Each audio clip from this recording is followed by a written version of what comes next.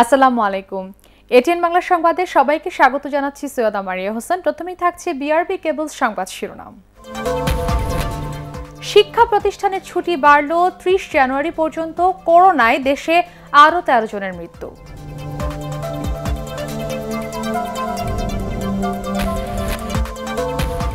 দ্বিতীয় দফায় ৬০ পৌরসভায় নির্বাচনকাল, কেন্দ্রে কেন্দ্রে পাঠানো হচ্ছে নির্বাচনী সরঞ্জাম।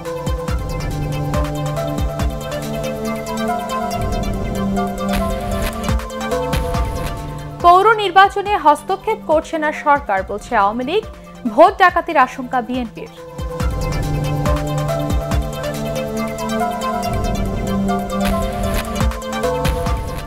এবং শেখ হাসিনা সরকারের টানা এক যুগে শিক্ষা খাতে ফিরেছে শৃঙ্খলা, মান বাড়ানোর পরামর্শ বিশ্লেষকদের।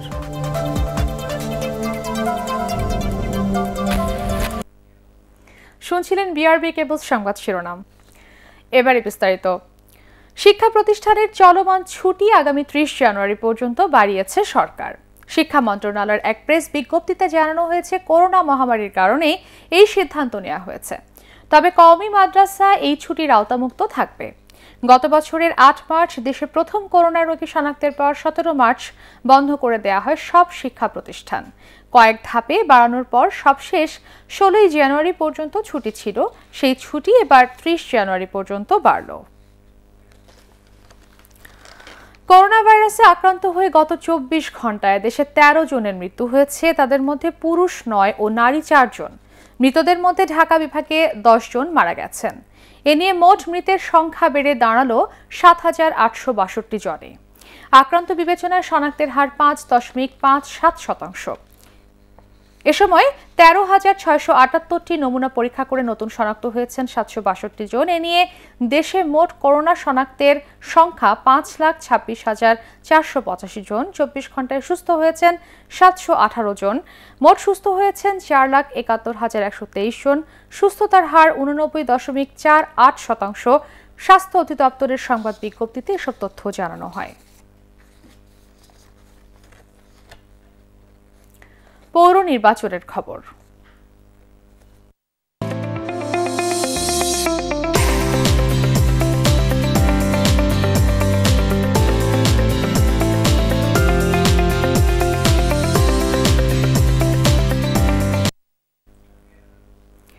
দ্বিতীয় দফায় আগামীকাল ৩৪ জেলার ৬০টি পৌরসভায় নির্বাচন অনুষ্ঠিত হবে।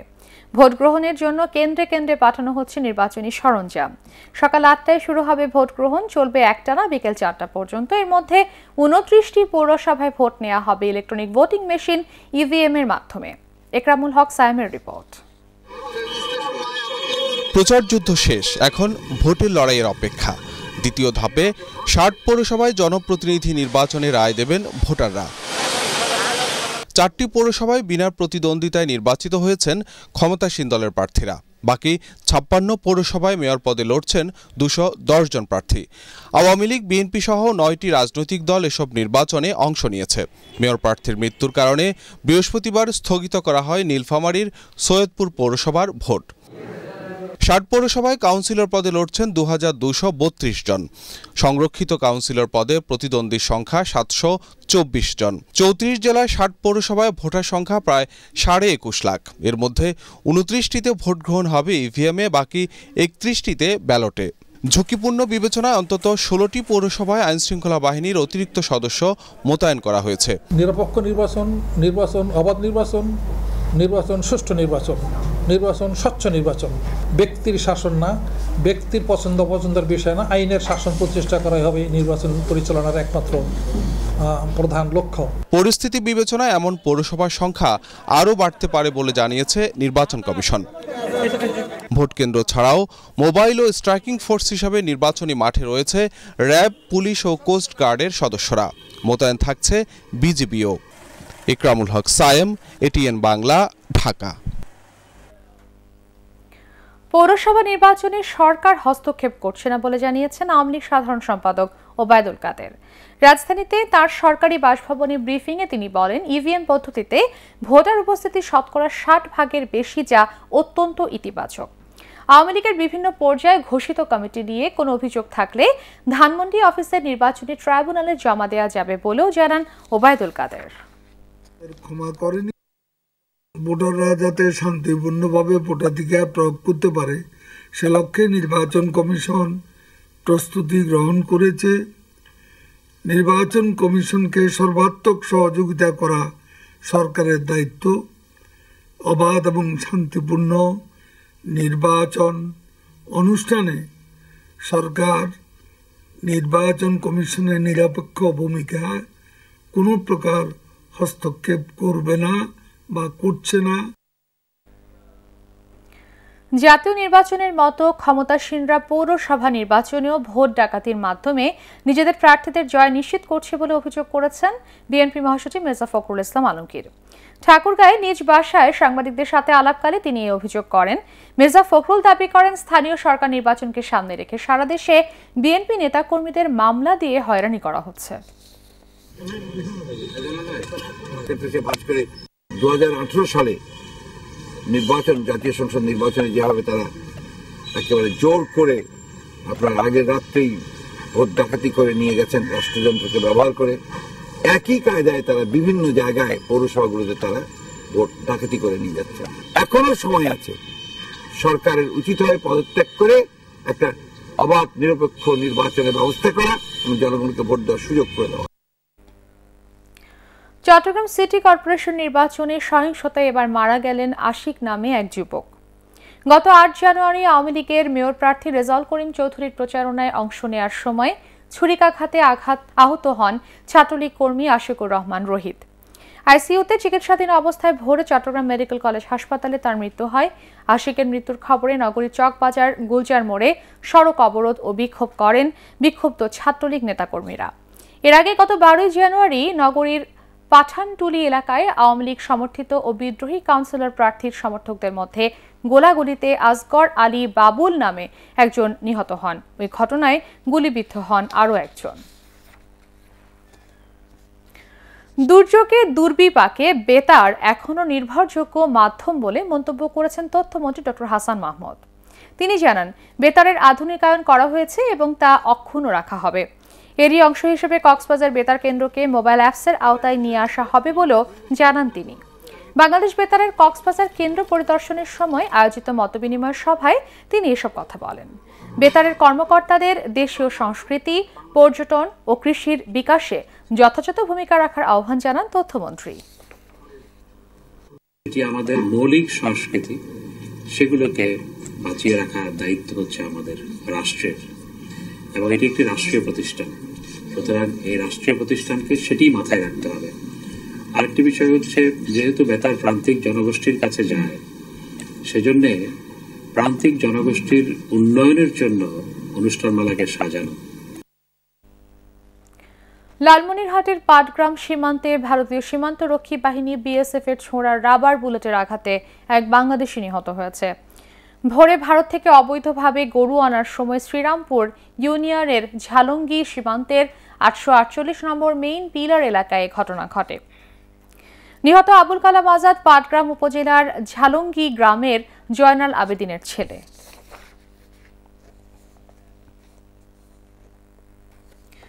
শীতের সবজিতে উপচে পড়ছে রাজধানীর বাজার, দামও কমছে। হাতের নাগালে নতুন আলু আর পেঁয়াজ। তবে চাল, চিনি ও তেলের বাজার এখনো বাড়তি। 1 মাসের ব্যবধানে সয়াবিন তেলের দাম বেড়েছে লিটারে 30 টাকা, চিনির দাম বেড়েছে কেজিতে 6 থেকে 8 টাকা। হুমায়ুন চিস্তির রিপোর্ট। শীতকাল মানেই বাজারে নানা রকম সবজির পসরা। ফুলকপি, শিম, শালগম, গাজর, টমেটো, বাঁধাকপি, বেগুন এমন টাটকা সবজি পাওয়া যাচ্ছে রাজধানীর বাজারে।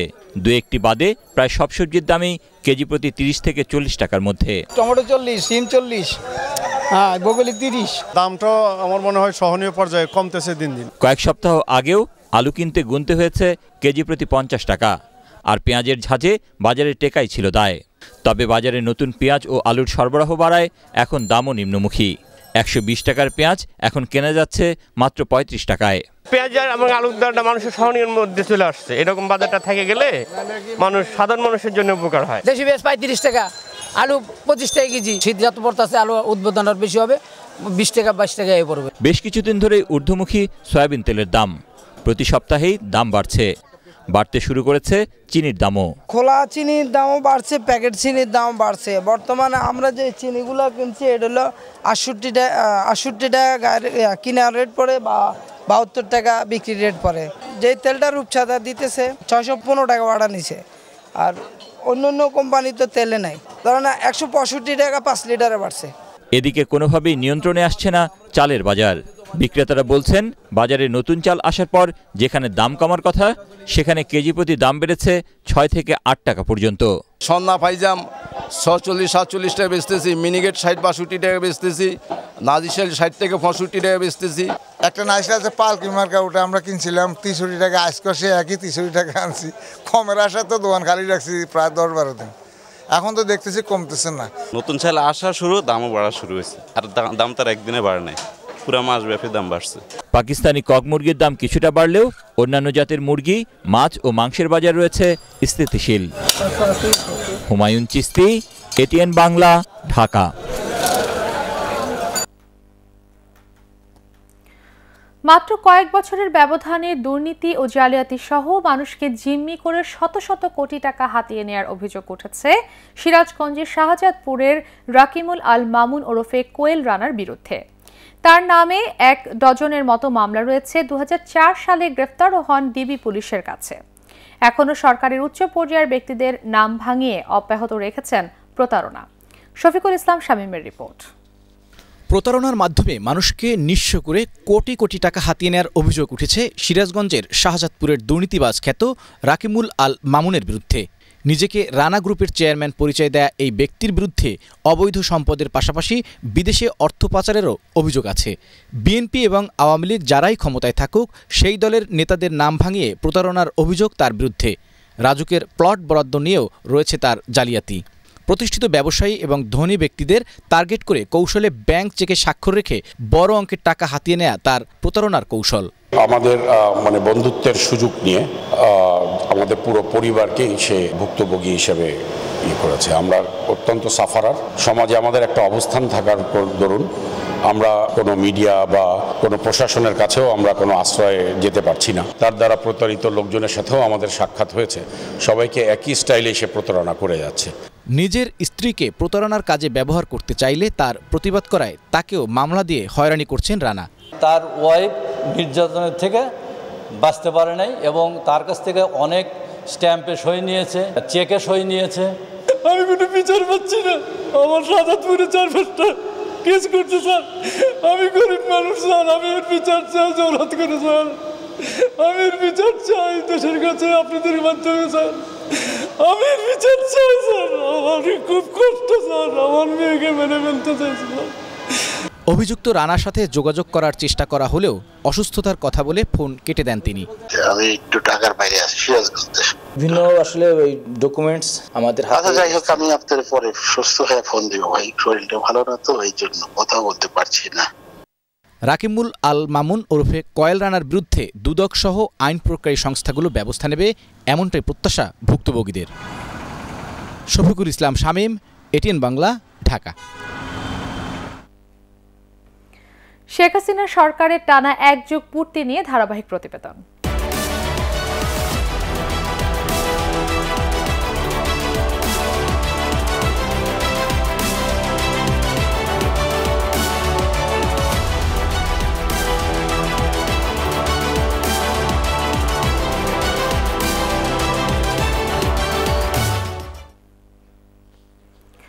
বছরের প্রথম দিনে শিক্ষার্থীদের হাতে বিনামূল্যে বই তুলে দেয়া কিংবা নির্ধারিত সময়ে পাবলিক পরীক্ষা ও ফলাফল ঘোষণা গত 1 যুগ ধরে শিক্ষা খাতে এমন সাফল্য প্রশংসিত সবার কাছে।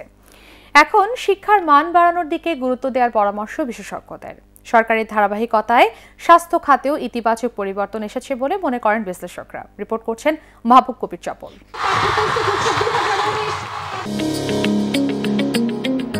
নতুন প্রজন্মের হাতে জ্ঞানের মশাল। বছরের প্রথম দিনে শিক্ষার্থীদের জন্য সেরা উপহার নতুন পাঠ্য বই। গত 1 যুগ ধরে এই ধারাবাহিকতা রক্ষা করে চলেছে সরকার। এ পর্যন্ত 47 কোটি শিক্ষার্থীকে বিনামূল্যে দেওয়া হয়েছে 365 কোটি নতুন বই, যে নজির বিশ্বে বিরল।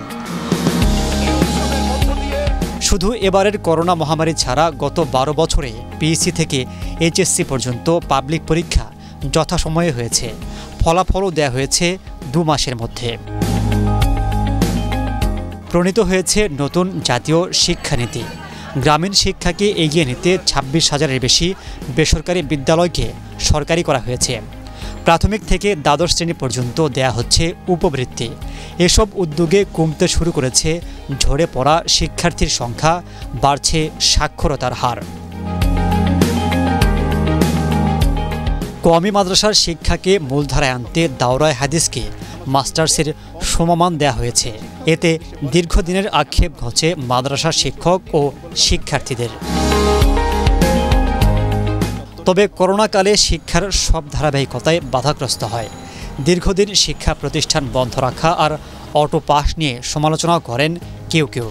এর মাঝে ভালো খবর, প্রথমবারের মতো গুচ্ছ পদ্ধতিতে ভর্তি পরীক্ষা নিতে সম্মত হয়েছে 26টি পাবলিক বিশ্ববিদ্যালয়। তবে সাম্প্রদায়িক গোষ্ঠীর চাপের মুখে পাঠ্য বই থেকে বিশেষ কিছু লেখকের লেখা বাদ দেয়া এবং শিক্ষা নিয়ে বারবার পরীক্ষা নিরীক্ষায় প্রশ্ন উঠেছে শিক্ষার মান নিয়ে। আমরা প্রাথমিকে শতভাগ ভর্তি প্রায় নিশ্চিত করেছি গত 1 দশকে। ঝরে পড়ার হার আগামের মধ্যে আনতে পেরেছি, আর ছেলেমেয়ের সমতা আমরা অর্জন করেছি প্রাথমিক এবং মাধ্যমিকে বিশেষ করে। কিন্তু গুণগত মানের দিক থেকে আমরা এখনো আমাদের কাঙ্ক্ষিত লক্ষ্যে পৌঁছাতে পারিনি। শিক্ষার আরেকটি বড় চ্যালেঞ্জ গত কয়েক বছর ধরে উঠে এসছে, সেটি হলো শিক্ষার ক্রমাগত বাণিজ্যিকীকরণ। শিক্ষার মতো স্বাস্থ্য খাতকেও এগিয়ে নিতে কাজ করছে সরকার। জেলা ও উপজেলা হাসপাতালগুলোর শয্যা সংখ্যা বাড়ানো হয়েছে। বন্ধ কমিউনিটি ক্লিনিক আবারও চালু করা হয়েছে। সারা দেশে প্রায় 14,000 ক্লিনিক থেকে এ পর্যন্ত সেবা নিয়েছেন প্রায় 90 কোটি মানুষ।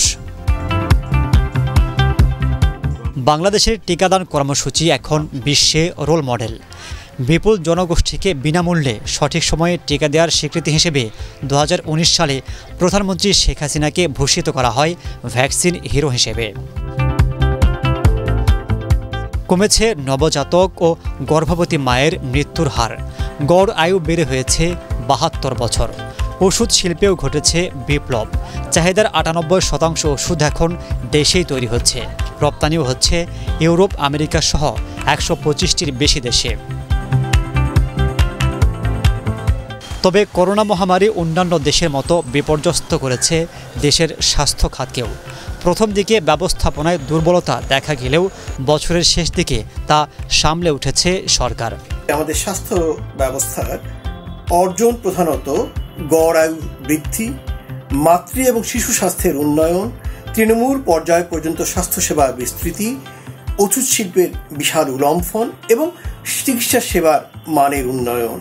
সামনের দিনগুলোতে আমাদের প্রধান চ্যালেঞ্জ হচ্ছে অব্যবস্থাপনা, অদক্ষতা এবং দুর্নীতির থেকে মুক্ত হয়ে আমাদের স্বাস্থ্য ব্যবস্থার সামর্থ্য বৃদ্ধি করতে হবে। শিক্ষা, স্বাস্থ্যের মতো মৌলিক বিষয়গুলোর উন্নয়ন ঘটালে সরকারের জনপ্রিয়তা আরও বাড়বে বলে মনে করছেন বিশ্লেষকরা। মাহবুব কবির চপল, ATN Bangla, Dhaka.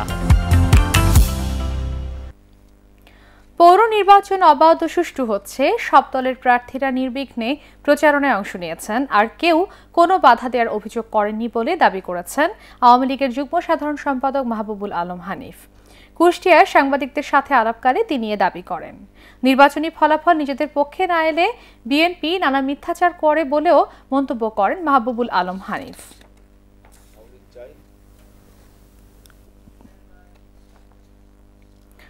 Corona virus থেকে জাতীয় পার্টির চেয়ারম্যান গোলাম মোহাম্মদ কাদেরের দ্রুত আরোগ্য লাভের জন্য লালমনিরহাটে বিশেষ দোয়া মাহফিলের আয়োজন করা হয়।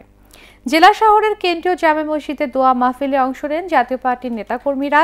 এছাড়া জেলার 5 উপজেলা ও বিভিন্ন ইউনিয়নেও বিরোধী দলীয় উপনেতা জিএম কাদেরের রোগমুক্তি কামনায় দোয়া মাহফিল অনুষ্ঠিত হয়েছে।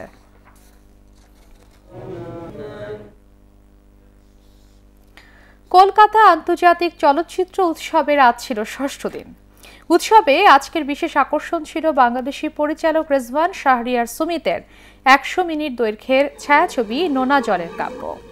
ধর্মীয় কুসংস্কার ও সমসাময়িক বিষয়ের উপর নির্মিত এই চলচ্চিত্রটি মূলত সামাজিক দায়বদ্ধতা থেকেই নির্মাণ করা হয়েছে।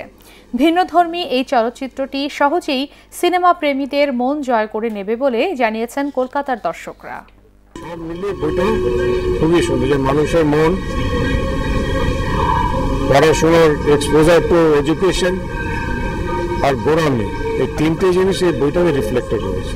নোনা জলের কাব্যর ওয়ার্ল্ড প্রিমিয়ার হয় BFI লন্ডনে, তারপর এটা বুসান ইন্টারন্যাশনাল ফিল্ম ফেস্টিভ্যালেও ছিল কম্পিটিশন সেকশনে, তারপর এটা টরিনো ফিল্ম ল্যাবের ফিল্ম গ্রান্ট পায় যেটা খুবই প্রেস্টিজিয়াস ইউরোপের, এবং এখন তো কলকাতা চলচ্চিত্র উৎসবে নেটপ্যাক অ্যাওয়ার্ডের জন্য এটা কম্পিট করছে। আল আরাফা ইসলামী ব্যাংক অর্থ সংবাদ।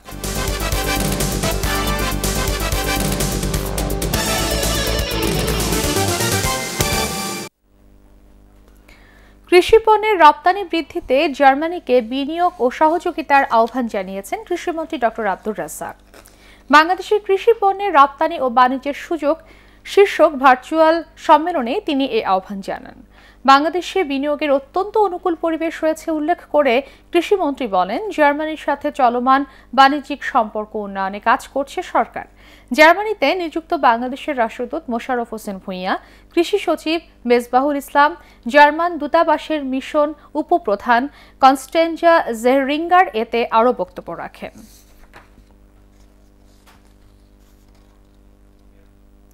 আন্তর্জাতিক সংবাদ।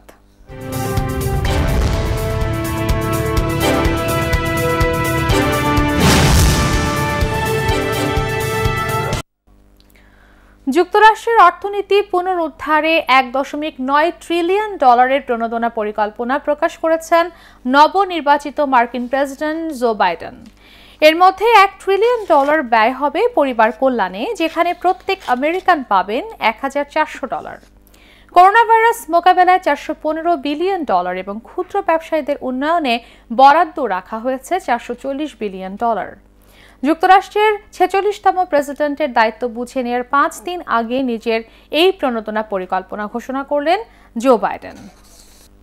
জমকালো আয়োজনের মধ্য দিয়ে সাভারে অনুষ্ঠিত হলো অভিনেতা মনোয়ার হোসেন ডিপজলের নতুন চলচ্চিত্র মানুষ কেন অমানুষের মহরত। সাভারের রাজ ফুলবাড়িয়ায় ডিপজলের শুটিং হাউসে এই ছবির মহরত অনুষ্ঠিত হয়। ছবির পরিচালক মন্তাজুর রহমান আকবর, চিত্রনায়ক জয়, চিত্রনায়িকা মৌ খান এ সময় অন্যান্যের মধ্যে উপস্থিত ছিলেন।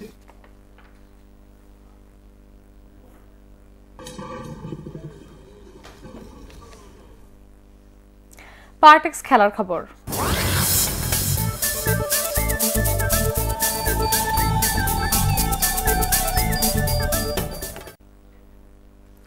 করোনায় আক্রান্ত হয়ে বাংলাদেশের বিপক্ষে ওয়ানডে সিরিজ থেকে বাদ পড়েছেন ওয়েস্ট ইন্ডিজের leg spinner Hayden Walsh junior. দুবার নমুনা পরীক্ষায় দুবারই করোনা পজিটিভ আসে তার, তাই আগামী 20 জানুয়ারি থেকে শুরু হতে যাওয়া ওয়ানডে সিরিজ থেকে ছিটকে গেলেন হেডেন ওয়ালশ।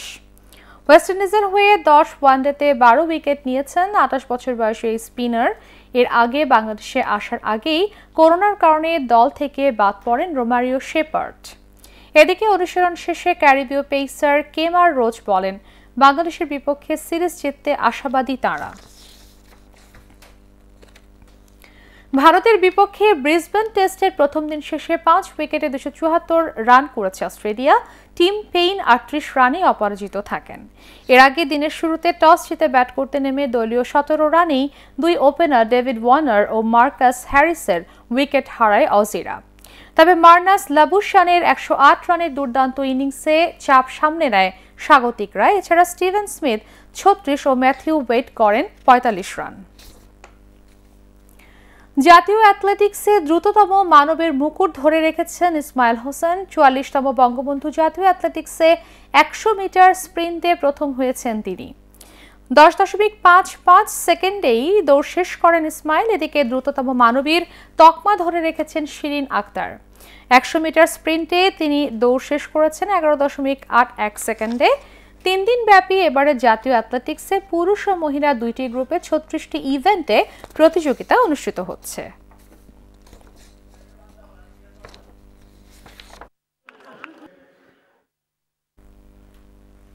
শেষ করার আগে বিআরবি কেবল সংবাদ শিরোনাম আরও একবার। শিক্ষা প্রতিষ্ঠানের ছুটি বাড়ল 30 জানুয়ারি পর্যন্ত, করোনায় দেশে আরো 13 জনের মৃত্যু।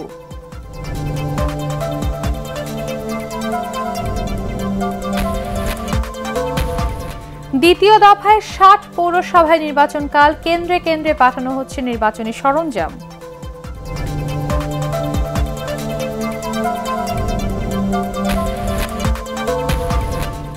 পৌর নির্বাচনে হস্তক্ষেপ করছে না সরকার, বলছে আওয়ামী লীগ। ভোট ডাকাতির আশঙ্কা বিএনপির।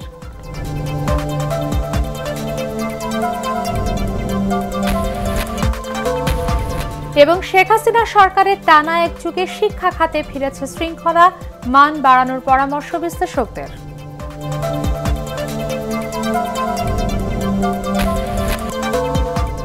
পরবর্তী সংবাদ দেখার আমন্ত্রণ জানিয়ে এখনকার মতো শেষ করছি। করোনা ভাইরাস থেকে নিজেকে সুরক্ষিত রাখতে মাস্ক পরুন, বারবার হাত পরিষ্কার করুন। এটিএন বাংলা সংবাদ ইউটিউবে দেখতে ব্রাউজ করুন, youtube/ATN বাংলা নিউজ। ধন্যবাদ সবাইকে।